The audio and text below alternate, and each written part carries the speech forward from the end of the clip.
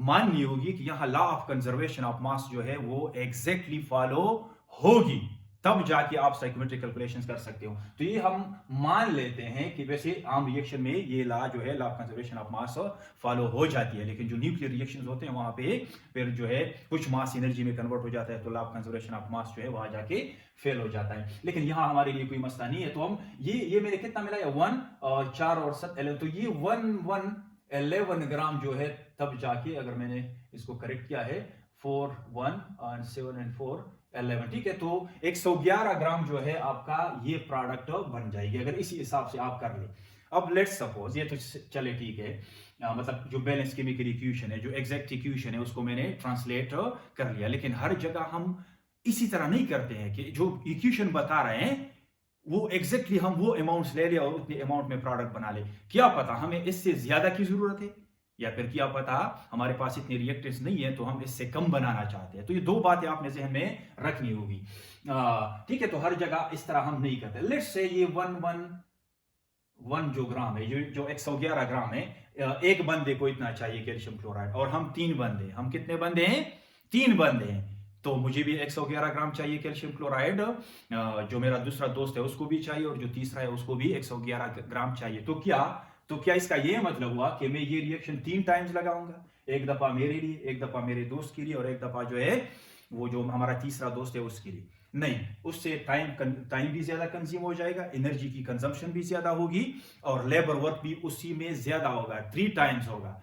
तो इसके लिए हमें जो स्टोइकोमेट्री का नॉलेज है इसका आना जरूरी है। तो मैं क्या करूंगा? मैं simply according to the balance chemical equation calculate कर लूंगा। तो इसको मैं मल्टीप्लाई कर लूंगा 3 से, ठीक है। पूरा ये जो अमाउंट्स, ये जो इक्वेशन मेरा फिर वही होगा। अगर 3 में इधर इधर और इधर लिख भी लूं तो काट के जो है सिंप्लीफाइड फॉर्म में मुझे ये इक्वेशन मिलेगा। तो इक्वेशन हर जगह आपको ये इक्वेशन मिलेगा। ये हमारे लिए यहाँ पाकिस्तान में, इंडिया में, अफगानिस्तान में, यूएस में, कनाडा में, कहीं भी आप जाए तो ये इक्वेशन आपको मिलेगा इस रिएक्शन के लिए। तो इक्वेशन वही रहेगा। अमाउंट्स को आप जो है अपना स्टोइकोमेट्रिक कैलकुलेशंस के मुताबिक एडजस्ट कर सकते हो। तो इसको, ये जो मैं कर रहा हूं, ये जो मैं मैथमेटिकल ऑपरेशन इस वक्त कर रहा हूं, this is nothing but stoichiometry. यही तो है स्टोइकोमेट्री, ठीक है। तो मैं इस रिएक्शन को ऐसे लगा लूंगा, ये मैं 120 ग्राम लूंगा, क्योंकि मुझे मेरा जो टारगेट है वो क्या है? इसका ट्रिपल अमाउंट में है। इसको आप कर ले, ये 3 1 और 21, इसको मैं 213 ग्राम्स जो है इसके साथ डालूंगा। तो तब जाके मेरा ये जो है 3 और 3 ग्राम एक साथ बनेगा। फिर उसको जो है मैं डिवाइड कर सकता हूं किसी भी बैलेंस के ऊपर 3 बंदों में इक्वली, ठीक है। तो ये जो मैंने किया according to the balance chemical equation, ये जो मैंने डिफरेंट कैलकुलेशंस की, या लेट्स से हमारे पास जो है, या हमारी जरूरत इतनी है, या फिर हमारे पास रिएक्टेंट्स इतने नहीं है, तो मैं इसका इतना नहीं बना सकता, ठीक है। इसका इतना नहीं बना सकता, या फिर सिंप्लीफाइड कर दे, मुझे इतना नहीं चाहिए, मुझे थोड़े से अमाउंट में चाहिए, ठीक है। कोई सा भी अमाउंट आप फिक्स कर ले, लाजमी नहीं है कि इसका एग्जैक्टली आप हाफ कर दिया, एग्जैक्टली डबल कर दिया, एग्जैक्टली ट्रिपल कर दिया, ठीक है। कोई सा भी अमाउंट में, लेट्स सपोज चेक कर देता हूं कि मुझे इस रिएक्शन का, ये इधर लिख लेते हैं, आई नीड, कोई सा भी अपने जहन में आप रख ले, कोई सा भी जो है अमाउंट, वैसे 50 ग्राम कितना चाहिए? 50 है। तो 50 आप देख ले, कोई इसका एग्जैक्ट हाफ नहीं है, ऐसे कर लें, ऐसे कर ले, 20 ग्राम मुझे चाहिए, ठीक है। तो 20 चाहिए मुझे, और मैं अगर इस इक्वेशन को एग्जैक्टली फॉलो करूं तो 111 ग्राम मैं बनाऊंगा, बाकी का मैं क्या करूंगा? तो ये भी जो है प्रोडक्ट और रिएक्टेंट्स दोनों का एक लॉस है। तो इससे बचने के लिए मुझे स्टोइकोमेट्री का जो नॉलेज है इसका आना लाजमी है, जरूरी है, ठीक है। तो प्रैक्टिकल केमिस्ट्री में हमें जरूरत पड़ती है स्टोइकोमेट्री का तब जब हम फिक्स कर देते हैं कि मुझे इतने अमाउंट में ये डिजायर्ड प्रोडक्ट चाहिए, ठीक है। या फिर प्रोडक्ट बना हुआ है, किसी ने बनाया और आपसे पूछा जा रहा है कि इसके लिए उन्होंने कितने रिएक्टेंट्स इस रिएक्शन में डाले होंगे, तो रिएक्शन, तो वो जो कैलकुलेशन है वो भी स्टोइकोमेट्री ही के थ्रू आपने कंप्लीट करनी होगी। तो मुझे चाहिए 20 ग्राम। अब इसके लिए क्या करूं? ये वैसे ये कैलकुलेशन वक्त से थोड़ा पहले है, लेकिन अगर किसी को समझ भी नहीं आ रहा तो आगे जाके आप पूरा चैप्टर पढ़ ले, फिर वापस आके ये चीजें ऑलरेडी आपको क्लियर हो गई होगी। तो ये मैं इसलिए कर रहा हूं ताकि पता चले कि एग्जैक्टली स्टोइकोमेट्री है क्या चीज, ठीक है।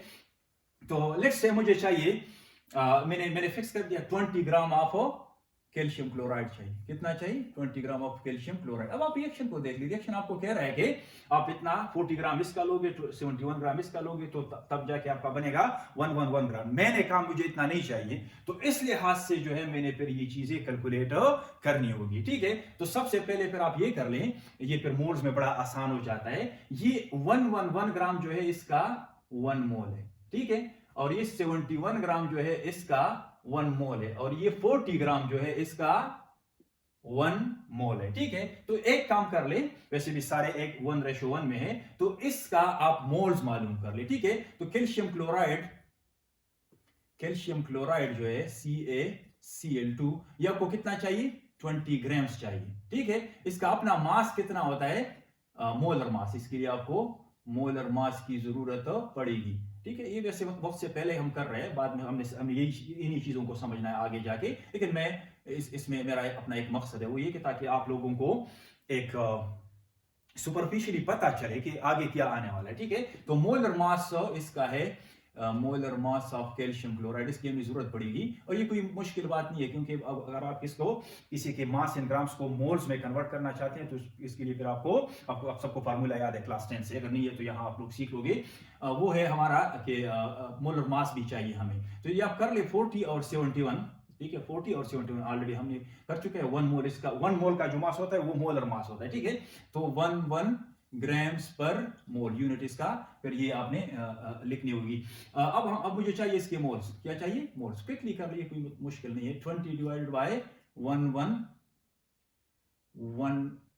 ठीक है, ये यूनिट लिखने का यार कोई जरूरत नहीं है। ये ग्राम हो गया आपका, ये ग्राम पर मोल हो गया, तो जाहिर सी बात है ग्राम ग्राम के साथ काट के ये ऊपर जाएगा। अब ये मुझे कैलकुलेटर चाहिए इसके लिए। वैसे मैं कैलकुलेट नहीं करूंगा इसको, मैं आगे ऐसे लेट्स से इससे x आया, क्या आया? x moles. ठीक है, तो ये जो x मोल्स है इसके, मैंने मोल कर लिए। ठीक है, तो इसके जो x मोल्स, अब मुझे कितना चाहिए इसका? 20 ग्राम। लेकिन 20 ग्राम को मैंने ट्रांसलेट किया मोल्स में, क्योंकि इक्वेशन से मैं हेल्प लूंगा और इक्वेशन मुझे बड़ा आसानी से बता रहा है मोल्स की भाषा में। तो मैंने कर दिया इसका, ये मैं रेड से कर रहा हूं। मेरा जो 20 ग्राम था मेरा, वो कुछ नहीं था असल में। मैं इसको यू भी लिख सकता था कि मुझे इसका 1 मोल नहीं चाहिए, x मोल्स चाहिए। जाहिर सी बात है, x मोल 1 मोल से कम कोई मैं अमाउंट ले रहा हूं। अगर आप इसको कैलकुलेट कर ले तो ये 0.0 कुछ उसमें आएगा, आप यहां से देख सकते हैं। तो ये जो मैं मोल्स कर रहा हूं, ये 1 मोल से कम की तरफ में जाऊं, क्योंकि मेरा टारगेट 111 नहीं है बल्कि 20 ग्राम है। तो ये सब बातें मैथमेटिक्स से क्लियर हो जाती। अब इसका मुझे चाहिए x मोल्स, इसका मुझे x मोल्स चाहिए। ठीक है, मोल्स में जाके मैं बनाऊंगा तो क्वांटिटी जाहिर सी बात है वही होगी इसका, ये 20 ग्राम। इसका अगर मुझे x मोल्स चाहिए तो इतने ही मोल्स मुझे x की भी चाहिए। x मोल्स में इसका भी लूंगा, x मोल्स में इसी का भी लूंगा। ठीक है, तो x क्योंकि एक एक मिला के एक ये बनता है, तो ये जो मेरा x है, ये उतना x उतने x के साथ मिला के तब जाके मेरा इतना x। तो ये x सबके लिए सेम है, क्योंकि ऑलरेडी हमारा मोल सबके लिए क्या है? 1 और 1। ठीक है, तो 1 से मैं नीचे के कोई मोल्स जो है वो कैलकुलेट, क्योंकि 1 111 के बराबर है, मुझे चाहिए 20 ग्राम्स। ठीक है, तो इसका मतलब ये हुआ, इसका मतलब सिंपली वहां मैंने किस चीज से मल्टीप्लाई किया? 3 से। यहां मैंने करना होगा 40, वही इक्वेशन वही होगा, 71 ग्राम्स, और ये है मेरा 11 ग्राम्स। तो एक और तरीका इसका ये है कि जैसे मुझे ट्रिपल अमाउंट में चाहिए था, अब मुझे उससे कम अमाउंट में चाहिए, लेकिन वो अमाउंट मैंने ट्रांसलेट किया मोल्स में, क्योंकि यहां मुझे पता चल रहा था एग्जैक्टली ट्रिपल अमाउंट था। तो इसका मतलब है कि 3 मोल्स मुझे ये चाहिए था। इसके कितने हैं? 3 मोल्स है। अब मुझे 1 मोल से कम चाहिए, 1 मोल वो से कम वो क्या क्वांटिटी है? x है। तो ये सारा जो है मैंने मल्टीप्लाई करना होगा x के साथ। इसको कहते हैं स्टोइकियोमेट्री। ठीक है, तो कहने का मकसद ये है कि किसी रिएक्शन में आप प्रोडक्ट बना रहे हो और वो प्रोडक्ट आपको ज्यादा क्वांटिटी में भी हो सकता है चाहिए, मैं भी आपको टन्स के हिसाब से चाहिए अगर आप इंडस्ट्रियल लेवल पे काम कर रहे हैं। ठीक है, तो वो भी आपने हेल्प लेनी होगी यहाँ जो बैलेंस केमिकल इक्वेशन है इससे। या चाहे फिर आपको बहुत माइन्यूट क्वांटिटी में कोई प्रोडक्ट चाहिए, फिर भी जाके आपने हेल्प जो है कहां से लोगे?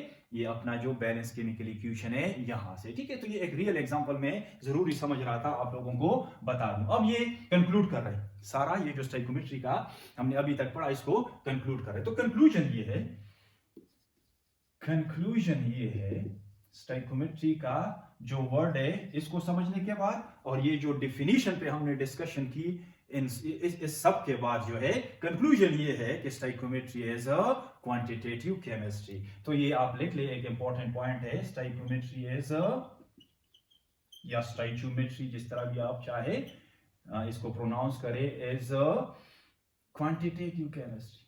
तो कोई अगर आपसे पूछ ले कि स्टोइकोमेट्री या स्टोइकोमेट्री जो है ये क्वालिटेटिव है कि क्वांटिटेटिव है, आपने लिखना होगा दिस इज क्वांटिटेटिव केमिस्ट्री। ठीक है, केमिस्ट्री तो है नो डाउट, लेकिन है इसका मेन फोकस क्वांटिटीज पे। हम डील करते हैं चीजों के क्वांटिटीज के साथ। ठीक है, तो stoichiometry is quantitative chemistry. Importance, why is stoichiometry important? तो आपने देखा, अगर स्टोइकोमेट्री का मुझे पता ना होता तो मैं कैसे करता ये सब चीजें, 333 ग्राम कैसे बनाता मैं, अगर ये नॉलेज में यूटिलाइज ना करता तो जाहिर सी बात है इसका ज्यादा यूज करता या फिर इसका कुछ ज्यादा यूज करता तो रिएक्टेंट का मैं लॉस कर देता। ठीक है, और ये रिएक्टेंट आपको पता है प्रीशियस चीजें होती हैं, हमने पैसे दे के इसको खरीदा हुआ होता है, लेबोरेटरी में ये ऐसे खुद ब खुद नहीं आते। ठीक है, या फिर किसी इंडस्ट्री में, तो ये हमारा रॉ मटेरियल है, रॉ मटेरियल पैसा खर्च करके आप कोई प्रोडक्ट बनाओगे फिर बेचोगे तो वहां से कमाओगे। ठीक है, स्टोइकोमेट्री इज क्वांटिटेटिव केमिस्ट्री, ये तो बात समझ आई। अब इंपॉर्टेंस की बात है, तो ये भी आप लिख लें कि stoichiometry is important, stoichiometry is important when we need to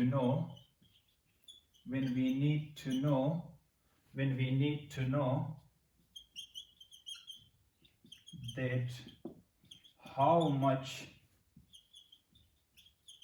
amounts of reactants are required to obtain my product means जो आपने टारगेट किया होता है, जो आप बनाना चाह रहे हो, my product in my desired quantity, और आपने क्वांटिटी को भी फिक्स किया होगा, आपको ज्यादा चाहिए कम चाहिए भी आपने फिक्स किया होगा। in my desired quantity से यही मुराद है आप कितना बनाना चाहते हो, desired quantity। ठीक है, तो यहां आके हम क्लोज कर देते हैं स्टोइकोमेट्री को। ठीक है, तो स्टोइकोमेट्री क्या चीज है, ये केमिस्ट्री का कौन सा हिस्सा है, कौन सा डोमेन है, कौन सा डिसिप्लिन है, इसमें हम क्या करते हैं, ये सारी बातें आप सबको क्लियर होना चाहिए। आप लोग इसको अच्छी तरह से नोट कर ले, फिर इसको मैं इरेज करूंगा। और मेरे ख्याल में आज का जो फर्स्ट वीडियो है ये काफी है, सिर्फ इसी बात पे कि स्टोइकोमेट्री का वर्ड जो है इसको हम समझे, इसकी मीनिंग को समझे, फिर जाके इसको प्रॉपर्ली कैसे डिफाइन करेंगे और एक एग्जांपल के थ्रू जो है कैसे हम इसको समझेंगे। वैसे यहाँ तक ये मैंने कंप्लीट किया हुआ है ये, और ये आपको आपके नोट्स में शामिल हो जाए। ये अगर किसी को समझ ये रिएक्शन आ गया तो वेल एंड गुड, नहीं तो फिर आगे जाके इसी को तो हमने समझना है कि स्टोइकोमेट्री में कैसे हम कैलकुलेशंस करते हैं। ठीक है, तो मेरे ख्याल में इससे डरने की कोई जरूरत नहीं है। फिलहाल आप ये जो वीडियो है इसको आप अच्छी तरह से देख ले, ये जो कॉन्सेप्ट है इसको जहन में रखे, और आगे जो है मैं फिर इस पे जो वीडियोस बना रहा हूँ, एक सीरीज ऑफ वीडियोस बना रहा हूँ इसी चैप्टर में, इसी चैप्टर के लिए, तो फिर आपने एक उस सीरीज में उन सबको फॉलो करना होगा, तब जाके जो है इस चैप्टर को आप ना ये कि समझोगे बल्कि इसको फील करके एंजॉय भी करोगे। I hope so. ठीक है, तो अल्लाह हाफिज and see you in the coming video.